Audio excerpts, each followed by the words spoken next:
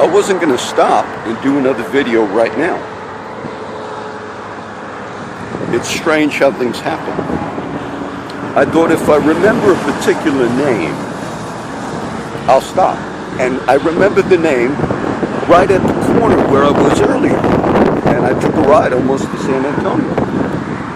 This is the corner. That's the turn.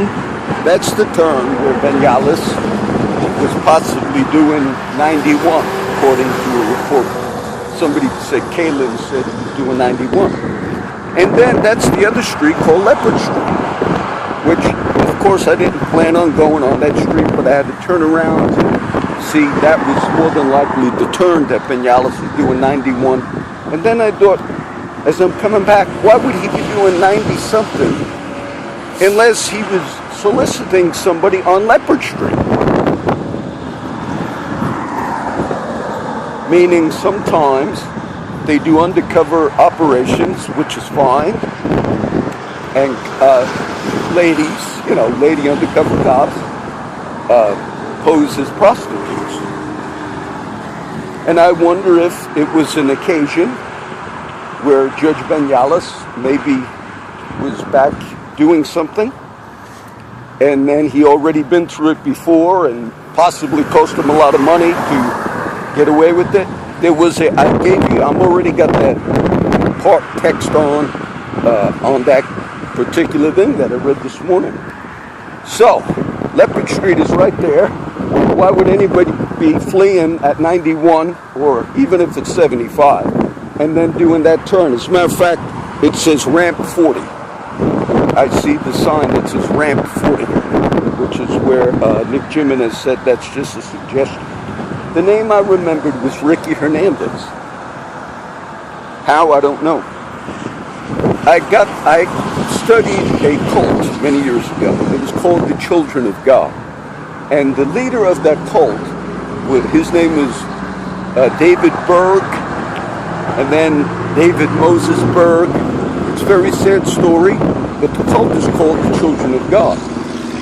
And when I read the book, I ordered the book, actually a few books I read on that movement. And basically, there's been other movements like that. John Henry Noyes, I think, the Oneida Community, which is a historical, cult. But they practice sex with children.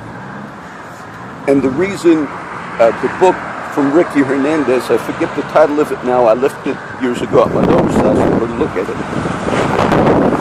But he shared the experiences of growing up in that cult. And there were some famous people that were in that cult over the years.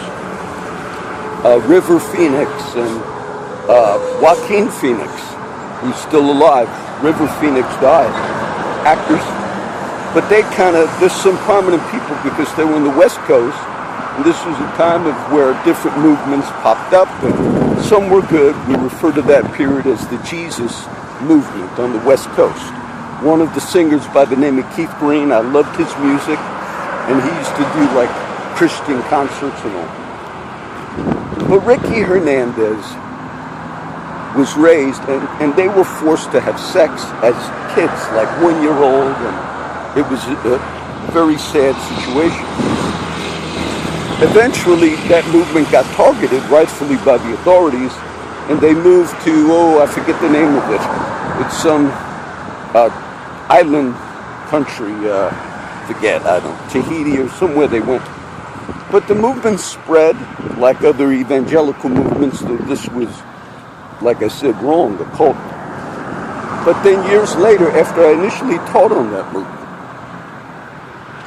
the kid that was being raised by the name of Ricky Hernandez, he was raised by the cult leader and a woman, the wife or whatever. And years later, there's a whole blog online that says, just for that, those that later wanted to, they left the group and how they were dealing with their struggles. But what Ricky Hernandez did, I think he even made a YouTube video. And he said on the video, he eventually, I think, got married, and he said he effects of us being abused as children sexually. And he hunted down one of the women that were involved. And then he killed her and committed suicide. And I don't think he videotaped that, so the other book came out. And then I read that being I studied the movement. Now, I'll tell you right now, when you see this video, you think a lot of this is strange. You can Google a WordPress site by the name of Patriot Dad. Patriot Dad blog, WordPress. And then you can search for Tom Greenwell, the judge who was shot in the head here in the Oasis County Courthouse. And he actually intelligently put together an investigation, if you will, of why he felt like that judge was being blackmailed, and it had to do with maybe a child sex group that people are involved in that are in this community, leadership or judges and all that type of thing. But what he showed was there were maybe, 7, 8 cases that came before Judge Tom Greenwell on that specific thing, meaning accusations that fathers or teachers or whatever sexually abused children. Now, there's some cases recently that got thrown out. And a friend I know couldn't understand why that case was thrown out. But what Patriot Dad showed, he documented 7 or 8 cases over the period of time where Tom Greenwell was a judge. Every single case that involved sex with underage children, every one, there was a not guilty. And then he showed the statistics on average of particular cases where there would be, maybe the average you get 5 convictions and 5 not guilty. But he showed every one was a not guilty that came before Tom Greenwell. And then he tied it together and said, why would there be 100% rate of not guilty in child sex cases? This is what the Patriot Dad put together. I'll try to repost that tonight. That's what he kind of connected a link. And that particular post on Patriot Dad has a lot of readings or a lot of hits. And it made people question. And that particular thing on the Children of God movement, they still exist today. They have abandoned their former belief of sex with children is good. And people, there's been other movements that just thought for distorted reasons. Now, if some of the local leadership, it astounds me that Judge Sandra Watts and Judge Missy Mettering would actually go out of their way recently to honor Ben Yalis for integrity. If all of this has been covered up. And if Patriot Dad is correct, that some within this community, within the courts and within the judges, are connected with an underage sex thing because they justify it in their minds, like others have done before. The young children that later testified, including Ricky Hernandez, who committed suicide, said that causes severe damage to those kids. I'll post that link. And it wasn't just, like I said, he wasn't just in left field, because he felt there was a blackmail on Tom Greenwell because of that.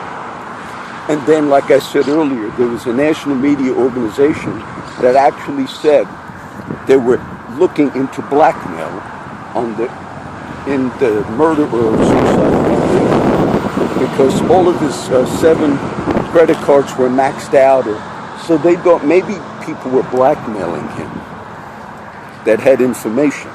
If any of that was true, and if there are people in authority that some of them are in that, you would have no repercussions if you ever stepped over the law. As a matter of fact, newspapers and others would go way out of their way to advocate if that was something that others were involved in within this community. And it just so happened I remembered it, and then I realized that's Leopard Street, and why would anybody be doing such a high rate of speed, like in panic, and then go off the road up an embankment? Why would you be in such a hurry, particularly coming that way?